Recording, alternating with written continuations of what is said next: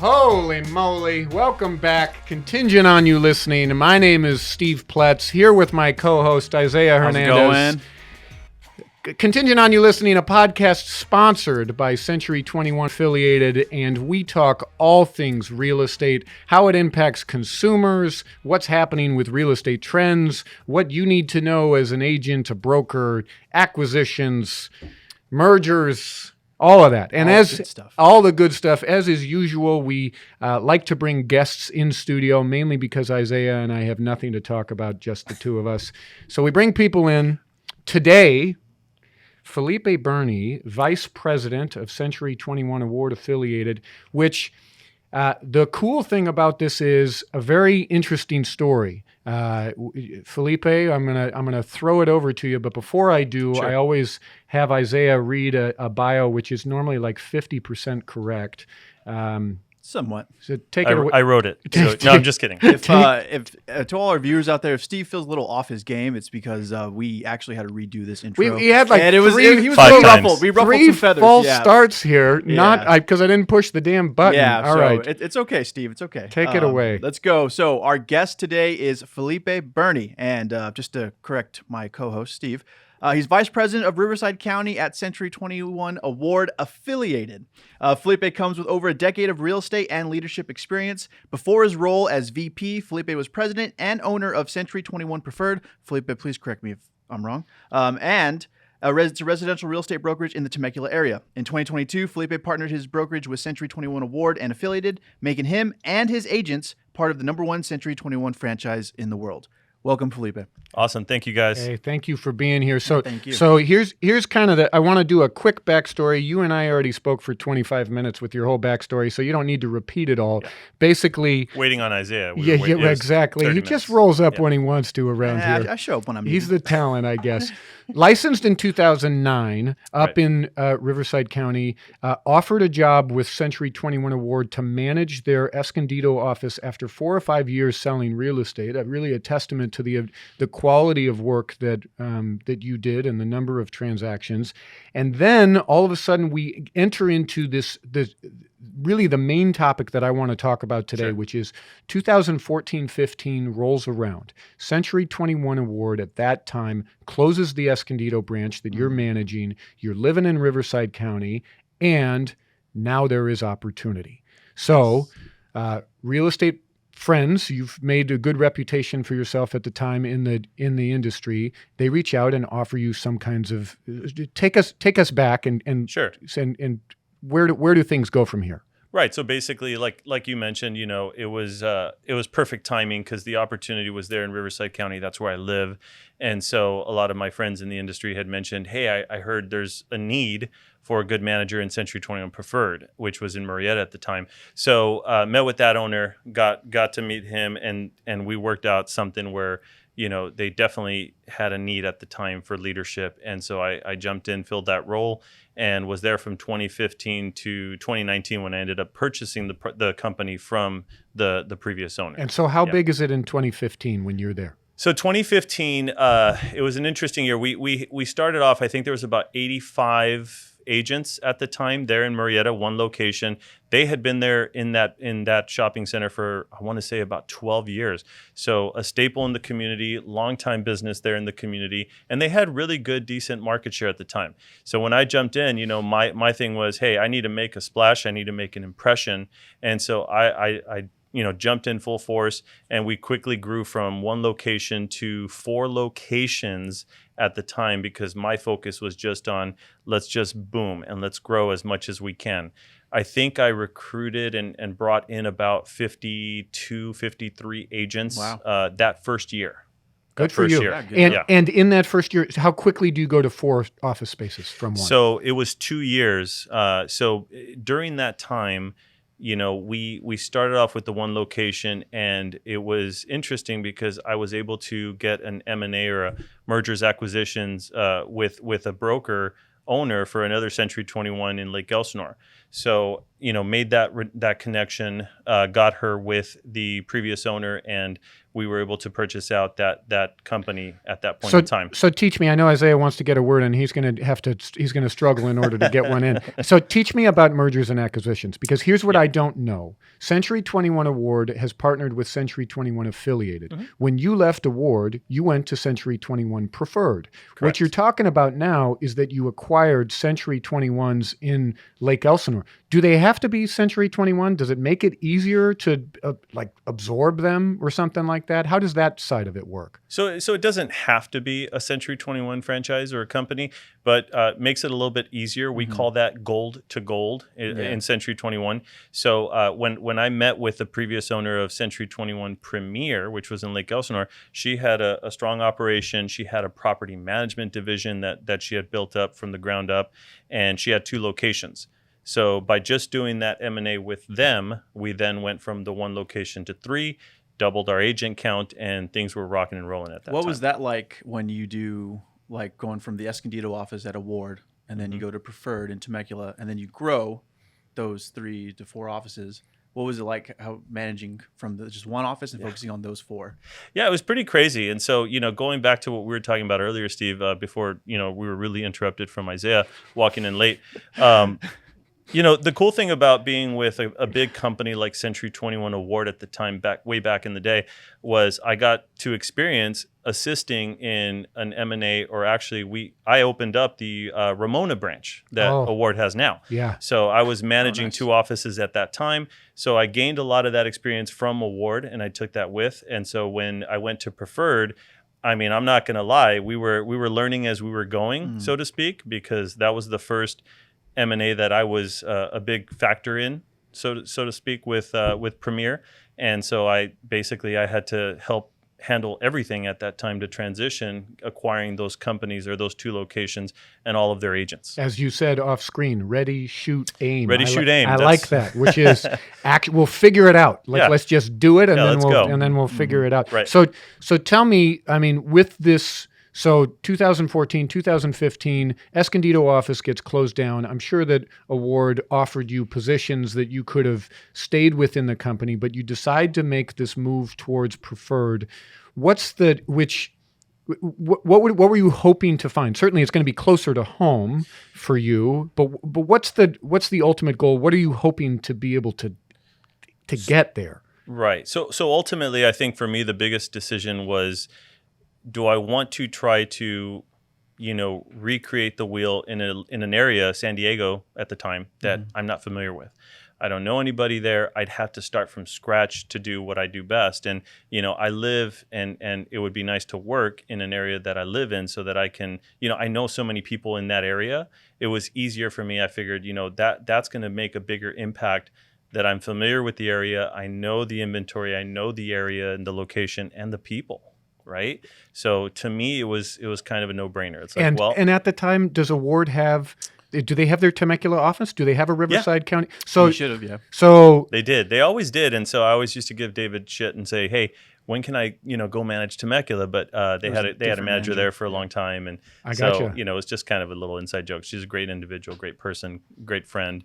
And so, but you still hate her guts to this day. Got it. Okay, absolutely. good. Absolutely. Can we cut that? Yeah, cut that out. So you go to Preferred. So then there's this kind of overall discussion that David has talked about a few times in chatting with Phil, that it's come out more recently as related with the partnership with Affiliated, that David has said, look, we either got to be really small or really big. And it feels like what you're talking about with Preferred was the draw there was that they were really small. Absolutely. For this partnership with Affiliated and Award, for me, it was also one of the things that it was a no-brainer. You're either a massive entity or massive company, or you're small. And I want to talk a little bit about that, and so that it makes sense to the viewer, because, my position at the time with Preferred, we had consolidated down during COVID, right? So we had 4 locations, and we consolidated them down to 2. So I kept, and it was a tough decision at the time, but I said, I don't want to be in this business as an owner to not make money, right? agents don't get their license to not make money, or their goal is to make money, right? So to help families, to make sales, to get money, and to be profitable. And at the time, after we consolidated down to 2 offices, everything I was doing was to try to figure out a way to make this profitable and stand on its own. And so we were definitely getting on our way there. Bless you. Was Thank that a you. sneeze or was was that a a cough. Oh, okay. Yes. Okay. 6 feet, please. Rude. No, just kidding. So just so everybody understands that concept of you have to be massive or small, with 2 locations, 150 so agents at, just this year, last year, for me, it was one of those situations where you look at it and say, well, we have 100 people, 150 agents that work here. And, it's very difficult as a business owner, as a broker, to provide resources, to stay ahead of the technology curve when you're limited on resources it and feels funding. like at that size, you're not small or big. Yeah. You're right at the bottom end of that middle ground. Yeah, you're in the middle ground. Right. So Right. so what is tell me the appeal of being small. What are you? I guess you're more agile, which is some business term. I guess means that it gives you more flexibility in order to make some changes. But first of all, what are the benefits of being really small? So the benefits of being really small, and at 150 agents, I definitely wasn't really small. I mean, when we're talking about you have to be massive or small in my opinion is a small team, a brokerage that has maybe 4 or 5 individuals, something that's maintainable and profitable, right? With my size operation, 150 plus people, you have to figure there's 2 locations, there's 2 mortgages or 2 rents or whatever your situation is at the time. You have those commission splits with the agents, and you're not bringing in the volume that to make profits as you would if you were massive. So the benefit of, going back to your question, the benefit of being really small is that you're able to function at a profitable level, right? So I think that's the benefit of being a smaller entity, so to speak. So then the flip now. Yeah. So the flip is massive. Big. It's amazing. So, my passion is always in M&A's growth, making, having conversations with people, always meeting people everywhere I go. And that's how we got the M&A opportunity with Premier, is just meeting that owner at a C21 event. And then so lo and behold, she called me and said, hey, would you be interested, or would your owner be interested in purchasing my company? So I think conversations, going back to the basics, is crucial, but being massive is allowing me the opportunity to continue on a growth path in Riverside County, helping the agents and with resources that I was limited to at the time as a business owner. So if we dial it back, what led to the merge, to the partnership? What led to the partnership? How did With that come Award and about? affiliated, yeah. Now Right. that you talked about the small side. Well, kind of the same thing. So I guess it's not really what you know, it's who you know, right? So just as I got the opportunity to manage with Award, same kind of concept, just from knowing that Award recently partnered up with Affiliated just right before I did. And so by knowing David, by knowing Dina, by knowing those players that were able to make that merge happen, I got my foot in the door to have the conversation with Affiliated as well, right? So great group of guys. Dan and Jason are just amazing individuals.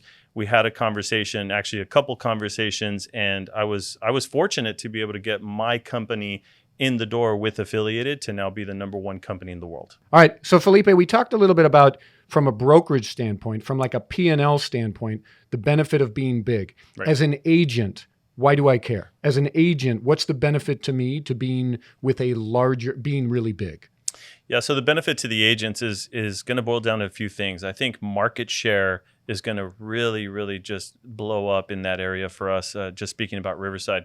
But the resources, the tools, staying on top of technology, training, support, all of the things that a smaller brokerage can't provide or has a very difficult time providing is going to be there for the agents at this point. So it's massive. And then so I bet that translates then into an agent that has less on their plate because they have, as a simple example, there's one person doing HR or there's 3 people doing HR in a big company, whereas in a very small company, there might be one person that's doing HR and also the janitorial services and also doing marketing and also these kinds of things. So then I imagine that creates, I guess the question is, what's the benefit to the client? I can actually really quick, I would like to talk on that really, because you made some good points about benefits to the agents. And then now Steve said the clients. And one thing I wanted to add was that when we're talking about the benefit to the agents and the clients, and Felipe, please speak on this. Sure. I had a situation where I had someone reach out to me and say, hey, are you seeing deals happen right now that are contingent on the buyer selling their home?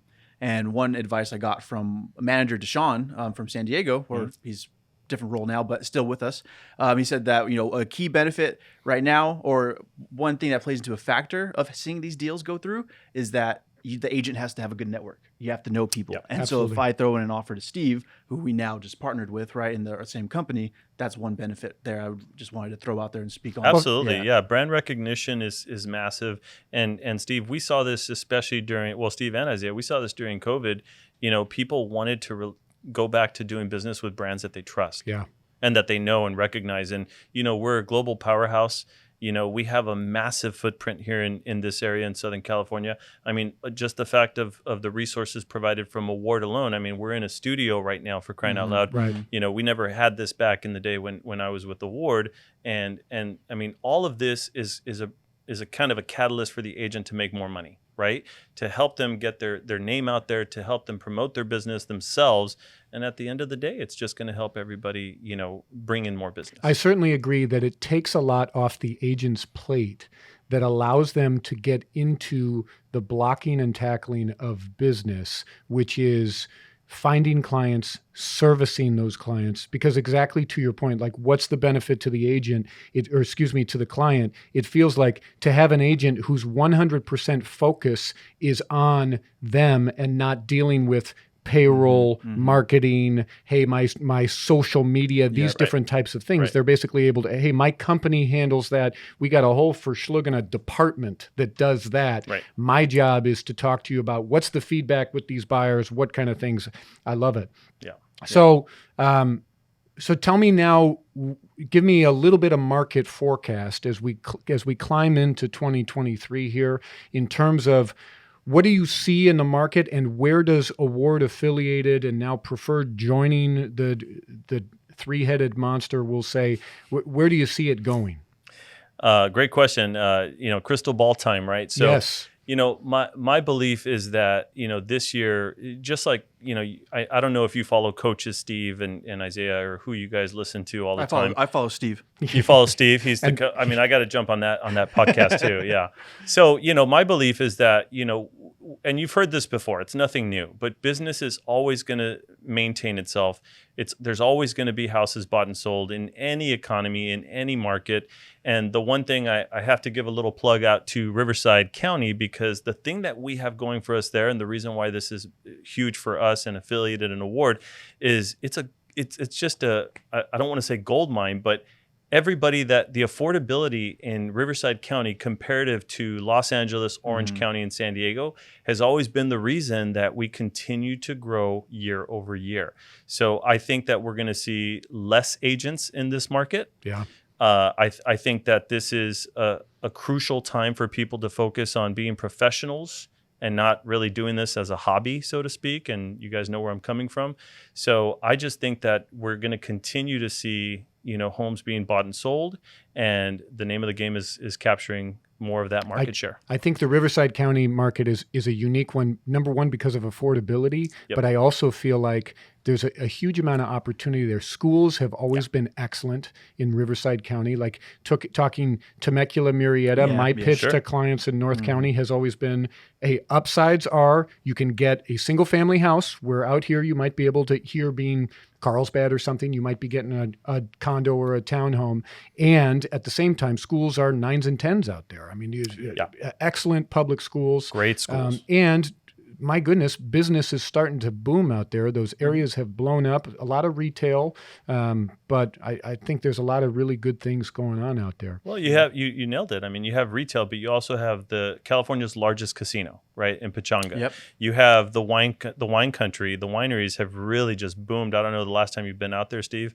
You got to check. We should do a podcast at the We wine should country. do a podcast. I think everybody It would be agree. a little sloppy, but it would be great. Can I throw in a plug since you Yeah, brought up wine please. country? My land listings, another great option. Oh, out there. I got a land listing in Gotta Temecula throw it wine in there. country. Thank, Yeah. thank you for teeing that up. I love it. Set you up, man. I told you. Well, and to your point, what I will say is you mentioned it's a great time to be professional. Mm-hmm. I attribute a huge amount of my success to timing, which is I got licensed in 2005, kind of near the top, and things changed. Now, all of a sudden, we're getting out of this COVID market where agents I don't want to say didn't have to do much, but you didn't have to do as much to sell a property. Right. All of a sudden, we're going to enter into a market that's going to require some skill. Some work, yeah. So if you're an agent, get with a company that's going to support you in those skills and help you grow, and cream rises to the top. Absolutely. And iron sharpens iron, right? Steel sharpens steel, and being with a massive company like Award, I mean, I think, and correct me if I'm wrong, but Award has the #1 agent in all the world for Century 21 right now. StevePloetz, I want to give me the StevePloetz. clapping. Oh wait, no, it's not me. It's it's Gary Ward. Gary Ward. Yeah. So just, things like that. I mean, that's not only a draw and an attraction, but at the same time, we have leadership like Angela, Deshawn, all these individuals, Steve, with what you're doing here with the podcast, all these things And Isaiah. And Well, Isaiah. Well, And Isaiah. Thank you. To bring value to agents. And so, going back to why should I care if I'm a realtor that this is the largest company? Well, you're not only getting the resources, the perks, the benefits of having that, you're also getting training with some of the best in the business, right? And I think that's crucial. I think that's important. well, we really appreciate you being here with us. thank you, A Felipe. great story, and also just a good insight to be able to hear Awesome. about. Certainly, being a real estate professional, but also being a business professional, making moves within the industry, And small versus big. and small versus big. I mean, it's valuable for us to hear. So really appreciate it. And as always, thank you to Thank our you, everyone. 2 subscribers for joining us and following us. for Always having here on Contingent on You Listening, talking of all things real estate. We hope to see you very soon. See you next episode. Thanks, everyone.